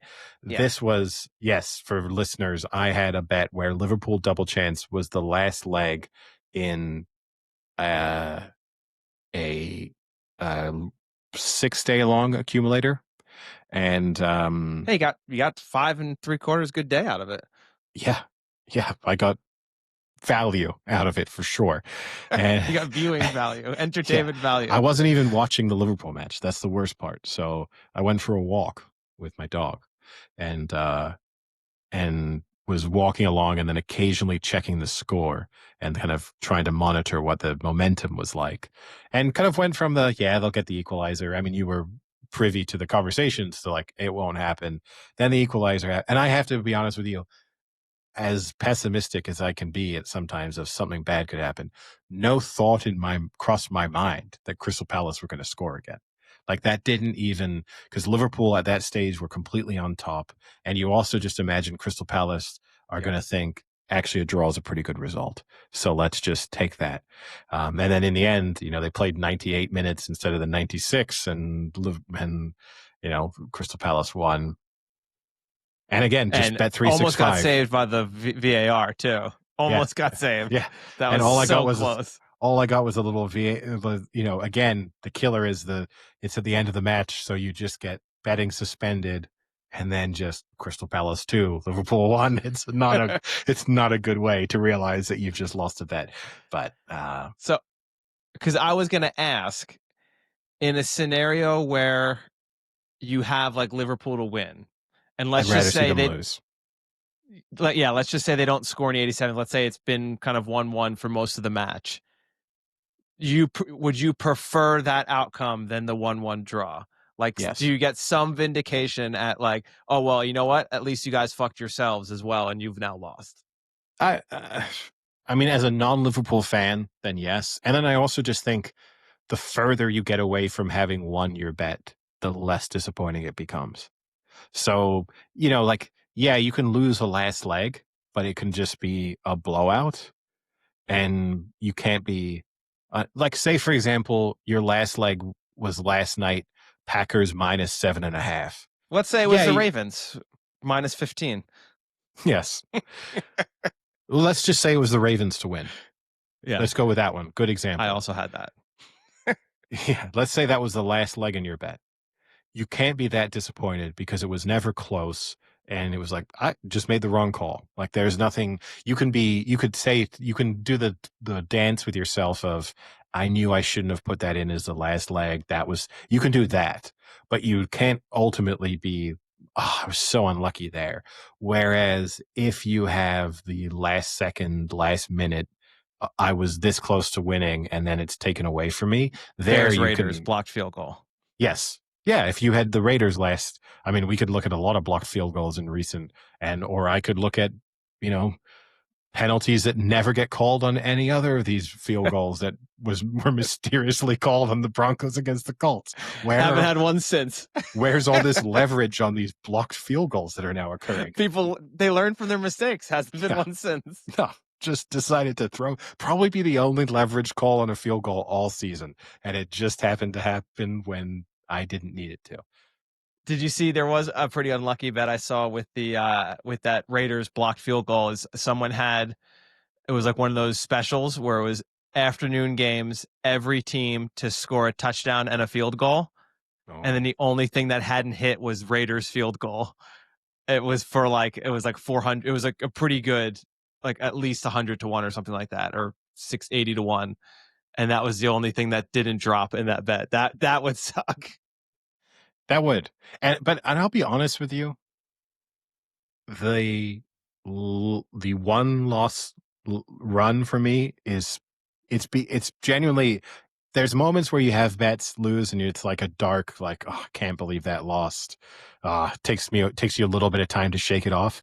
It's so amusing now in the ways in which it's manifesting that it just kind of brings a little chuckle of, can't believe it happened again. Who would have thought? I want to start doing the, like, hey, just put one less team in there and you'd win. Yes. I love when people say that. It's like, yeah, if I could predict what the team would be, which one of the teams it's going to be. Yeah. Yeah. Or just don't bet. That would be the other option. That's the only sound advice that could be there. And what I love about it too is, because there's a little bit of a theme there. So I've had missed field goals and last second made field goals. I've also now had 2 teams concede from long throws, a thing that was going out of the game altogether. And yet Chelsea and Liverpool have, in the space of 2 weeks, managed to concede last minute, last second goals from long throws that have undone my bets. So look, I'll probably lose an NFL game soon with a drop kick. That's probably in the not too distant future. So some strange thing where, like, I didn't even think that was legal anymore. Yeah, it turns out it is. Hasn't been done since 2001. Yeah, I watched that. I watched the Crystal Palace goal in real time. I did not expect that at all. That was rough. Yeah. But you live and you learn. So, and yeah, elsewhere, Manchester City. And look, wait, I have to tell you this. to really salt the wounds. Flash scores title for the like headline of the Crystal Palace game. Eddie outshines as Palace alt slots machine. Eddie outshines. I think they got that one wrong. No, Eddie outshines terrible run of 1 losses. She finds the silver lining. That's what they know. But and look, Liverpool ultimately does. I mean, Crystal Palace in the first half, which I did watch, were by far and away better than Liverpool. And Liverpool deserve to have dropped points because, as we've discussed throughout the season, they've been riding their luck and relying on these last-minute winners, and could easily have found themselves so far in the Premier League season without a win, without much changing, with just a bad bounce of the ball in every match instead of a good bounce, and they could easily be winless so far. So the Premier League table looks more like it probably should, based on what we've seen from all of these teams so far. And good news, we were obviously quick to say it looks like Liverpool could run away from it. It now feels vastly different because Arsenal pick up a good win away at Newcastle. Manchester City look like they're finding some of that attacking form again, and Liverpool look a little vulnerable because of the fact that they're not putting in great performances. Some of their big summer signings, Isak, he needs time. He didn't really get a preseason, but Florian Wirtz he's going to be good. I have no doubt about that, but it's true that so far he looks mediocre. He does not look like a player that had the amount of money that was spent on him. So, yeah, and we'll see for Liverpool. I'll have the pleasure, I think, this weekend of getting to watch Liverpool with our friend Furlong, as I'll be I'll be going to a rugby match with him, and then we probably will be in a pub just in time to watch Chelsea Liverpool. So Yeah. that's something to look forward to. Yeah, and the thing with Liverpool too, for me, it's going to be interesting because I mean, Wirtz hasn't been playing great, but Ekitike looked like he was actually starting to really play well, and now with Isak, it's like tough to have them both out there. So that's kind of unfortunate, and that's going to be something interesting to see how they try and do that. Because I honestly think when he's been out there, they've looked really good. Liverpool, they've definitely looked like a better scoring team, but trying to have him, Isak, Salah, Wirtz, they're all of them out there is going to be a challenge to kind of put that together. Yeah, and if Isak doesn't find form quickly, then there'll be a bit of pressure there on let's put the player back in who was scoring goals. I mean, And Ekitike creating hurt himself chances. by getting himself sent off in the League Cup for Yeah. taking off his shirt. So he did make the decision a little bit easier, but Hey, we've all taken off our shirt in a moment of excitement or had it ripped off at a St. Patrick's Day party. yes. So yeah, it will be interesting to see how that's dealt with. Any other sporting topics to discuss? England women No, rugby won the World Cup. Yes, we should I did mention. see that. Yeah, I did see that actually. That was on, now that I'm an avid Sky Sports watcher, I did see that. No, I think that's about it. That's a pretty wide range we covered today. Any non-sporting topics other than moves? I've had the time, obviously, to have seen the newest episode of Task. I know you will have Oh, not I have watched it too. yet. Oh, you have? I have. We actually watched it live Oh, Sunday night. Yeah. so thoughts quickly, I guess, on this is what episode 4? 4. Yeah, I Yeah, think there's 3 it's 4. left. There's 7 total. So Yeah, that was episode 4. yeah. Yeah. It was okay. It was a slower episode. I think this was a big this was like the setup, and I think the next 2 are going to be like like one big penultimate almost. A lot of moving parts. I think the big question is there's like the whole like you have a mole on the inside, Mm-hmm. and then there was an indication that it might actually be the boss, the FBI, not the highest level, but the Ruffalo's boss. Mm-hmm. I think that's like a double red herring. Oh yeah, I you think it's someone else? You I think they just threw in the or it's phone like call and that was to throw you off and make you think you know who it is, but it's actually someone else? because originally I think you originally were to think it was like Fabian Frankel because like when they go out for drinks that day, he's like, actually, I got to leave. I got a late meeting. And he leaves. You're like, oh, maybe it's him. And then you see that woman answer the phone and it's like, oh, it's got to be her. I still think there's like another wrinkle to it. Maybe it's like Maybe it's her all and of them. someone else. Maybe it is. Maybe Maybe it's they're her all and someone moles. else. Yeah, It's they going to could be like be. that Spider-Man meme, and they're just going to all Yeah. be pointing at each other. It might be. I think there might be like a dual mole situation here. Wow. Yeah, I thought it was a good episode. I got at least things started to happen again, and I think you could have a slight accusation that their episode 3 was a little slow. Like it Too didn't. monologue-y. Yeah, like not much really happened. And at this stage, we now feels like we now know everything about everyone that we need to know. Like we know Yeah. who was who, what happened. It also kind of feels, if I were to be critical of the show, that the Mark Ruffalo family plot is just kind of needlessly going on in the background, and we don't really Yeah. need his Unless it daughter. comes together somehow. Yes. Like But the son escapes from jail and then just murders everyone. but yeah, it also it feels a little again, I'm really enjoying it, and it does feel like there's a little bit too much perfection in plot elements, like the bikers looking back through photos, and there just so happens to be a photo of a guy with the gun holster in the gun, Yeah. with a gun very clearly visible in the holster, so that they can identify whose gun it was. It's a little too convenient. When you think on real life.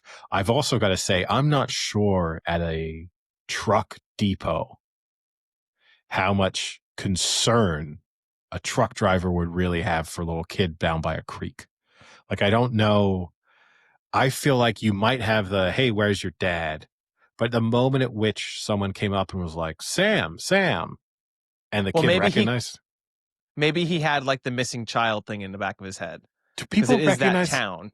Yeah, but no, but maybe you don't recognize the kid, but maybe you know that there's like a missing child, and then you just happen to stumble upon a random this child. big of a okay? Is that this big of a story?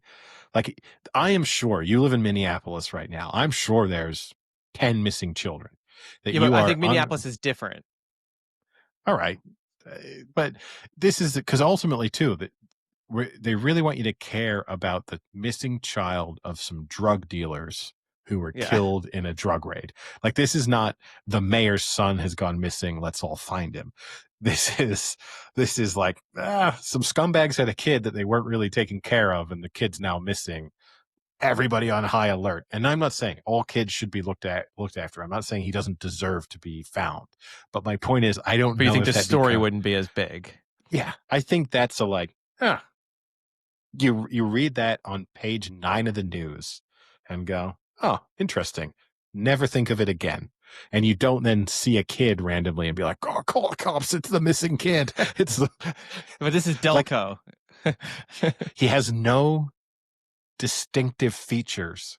He just looks like a normal kid of his age. It's not he doesn't look stressed. It's not like the kid has a patch and you're like, oh, fuck, there's a kid with a patch there. Like, it's got to be the missing kid. What do you like, a patch on his body? Like on his eye. Like a pirate. Oh, like an eye patch. Yes. I don't know what's worse, a kid with an eye patch or a kid who has like a patch sewn onto his arm. No, like a nicotine patch. But yeah, that's the only thing.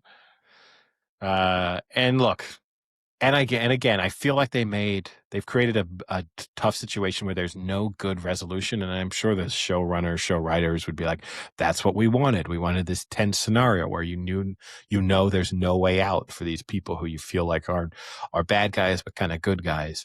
But ultimately it feels sort of disappointing to be like, there's no way out of this. Like, yeah, already one of them's dead now. And yeah. Well, I mean, I really like that scene with Maeve with the, what I guess his niece, when she was like, "That's actually the dumbest plan you've had yet." Like, and it's true because it's like that's what anyone would say. Like, here's what we're gonna do, guys. I'm gonna leave a day early. I'm gonna hop in the back of a trailer.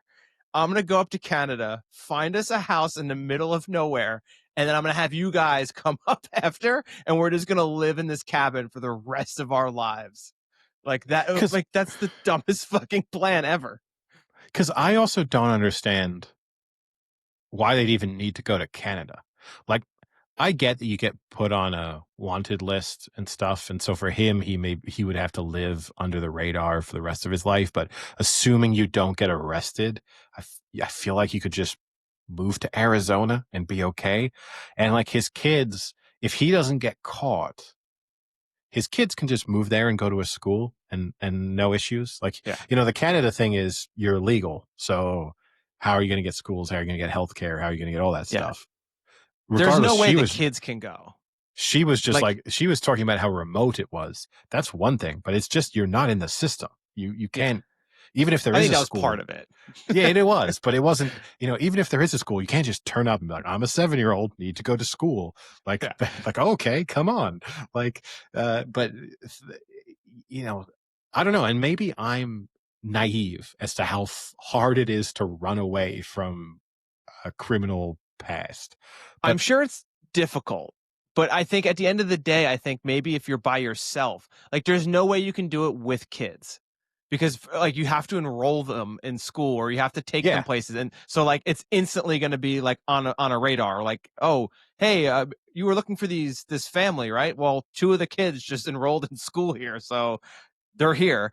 So like I think like it's so crazy that in his mind he thinks that there's some way that he's going to be able to like still be a family. Like I think maybe he can go live, but my worry is if he just leaves, and this hasn't been brought up yet, but like, if he just leaves, do the biker gang, do they come and do they just kill his entire family?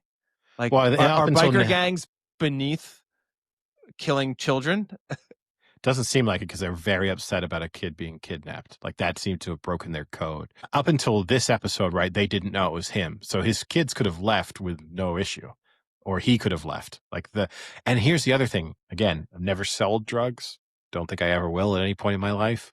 Hey, never say never. they're at this situation. I get it, where they're like, I understand to move that amount of drugs, you need contacts, but they're in this scenario of like, in this area, there's only 2 people you can sell drugs through. Just fucking drive to Cleveland. Like what's the, why do you have to, you're thinking about sneaking in a truck to Canada. Why can't you just drive to another city and get a room in a Motel 6 and try and see if you can sniff out a guy, get a recommendation from someone who knows someone in a different city? Like, is it that hard to, I know I you'd thought probably about get this. robbed or stabbed Yes. or whatever, but I think that's exactly what happens. People go like, who do you know? And they say no one. And then they just come and kill you and take your drugs. Whereas like maybe. here, there's some code of honor where it's like, oh, I'm good friends with this guy. Like, oh, I know that guy. He's a good guy. I'll fuck you over, but I won't kill you. Because either way, you're going to get fucked over. But at least maybe they won't kill you and just not Yeah, but give you anything. in this scenario, the first guy they went to tried to fuck them over, and the other 2 guys that they could go to would kill them. So Yeah. they might be better off rolling the dice in a different city and just seeing how it goes. Like Maybe. there's, Yeah, I think now I'm most concerned for Maeve, the daughter. The not his daughter, she'll his be fine. brother's daughter. Yeah, his niece. I don't She's know. fine. I don't She's gonna know. be fine. She's old enough to kill, I think. No, I think she's gonna be fine because I ultimately think she has to be the success of the story. Like I think he's dead. I think he gets killed. He's done. But it ends up with her leaving and living somewhere. I think somehow they get a degree of money, and it ends with her leaving and living somewhere with the 2 kids who just become her kids. And Mayor of Easttown did not end happily. and the fact that she's kind of didn't want to be burdened by the idea of basically being a de facto mother. She embraces that of, oh, actually, this is the legacy of my dad and my uncle, and I'm happy to have this. I think she's a goner. I think she loves this show. He's not one for happy endings. I wouldn't be surprised if it's more like everyone gets fucked in shitty family situations. Maybe Mark Ruffalo adopts them all. He all the tries it bikers again. too. You know what he should do? He should hire that guy on the task force, because that guy, he's the only one who knows progress. what's going on. Yeah. He's the only one making progress on this case. He's actually looking at files. He's digging into previous evidence. Like, this guy, let's put this guy on the task force. Come on. Well, instead you got Fabian Frankel who won't have sex in someone else's bed. Yeah. Well, also unclear what Mark Ruffalo is doing, other than cleaning the house not that well that they've ended up running the task force out of. Drinking bottles of vodka out of a Phillies cup. Yeah, I mean, they're not. Well, again, in fairness to him, he said he wouldn't want to do it. He said, I'm not ready for this. Shows like this just make me think again that it'd be a lot easier than you think it is to commit crimes and get away with them. That if this is the effort that the task force, the FBI task force, is putting in to look into you, that it actually wouldn't be that much of a challenge. But yeah, I'll have to see how his show ends up. Can I also say the other thing too? If you're gonna do the let's meet to possibly exchange drugs, but I don't know if I trust you, I don't think I'm picking the middle of like a park at 11 o'clock at night as the place I'm going to meet you. Like, I think that's murder zone, you think? Yeah. I think there's no way you're not getting. It's like, why aren't we meeting at a food court at a mall where can you hey, I have $1 million worth of drugs to unload. Meet me at Annie Ann's. Oh, no. Sorry. Orange Julius or nothing.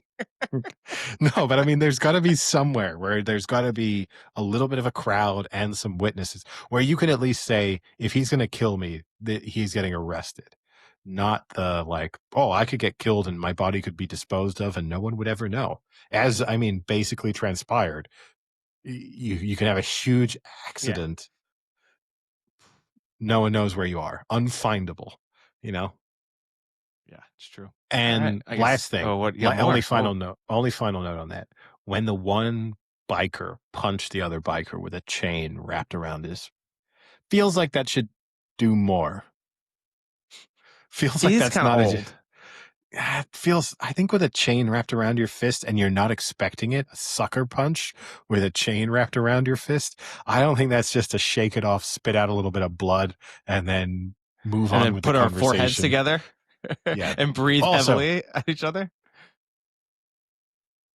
I'm not the first person to say this, but the realistic spitting as you speak stuff, which in that moment they're foreheads together, and he just openly is just spitting just like a glass of water into this guy's mouth. Maybe we can shift the camera resolution slightly so that I don't need to see every bit of like spit and spittle that flies out of your mouth as you speak. You know, like, I don't know if that really adds to the, like, it feels realistic, like, because he would be spitting. Like, I don't think I need that. I mean, like, yeah, I feel for you and having to watch it. I also feel bad for the actor that probably awful. had to do 10 takes of that. Oh, okay. disgusting. A little more spit this time, man. Didn't feel it. Oh, that one got up my nose. Yeah. And I get that when you're screaming at someone, it's going to happen. So for the actor, you're going to be on the receiving end no matter what. I just don't know, us as viewers, we need to see it. Like, I think it's happened over the last few years. You know, like The Revenant might have been the beginning of this, where it's like, we need to see every bit of super realistic fluid dripping out of you. Yeah, it's like, no, we don't need to see that. I can get that this guy is in the cold without seeing like just disgusting things dripping out of his body. Like, it doesn't make me feel like I'm there. And since then, we now have that in all shows. Let's just cut back on it a little bit. You know what? And that's why you don't have an Academy Award and Leo does. Yeah, not yet, at least. Hey, if John Cougar Mellencamp ever wins an Oscar, I'm going to be a very, very rich man. All right. On that note, we can wrap it up. Let's call it a day. I'll talk to you later. Sounds good. See ya. Cheers.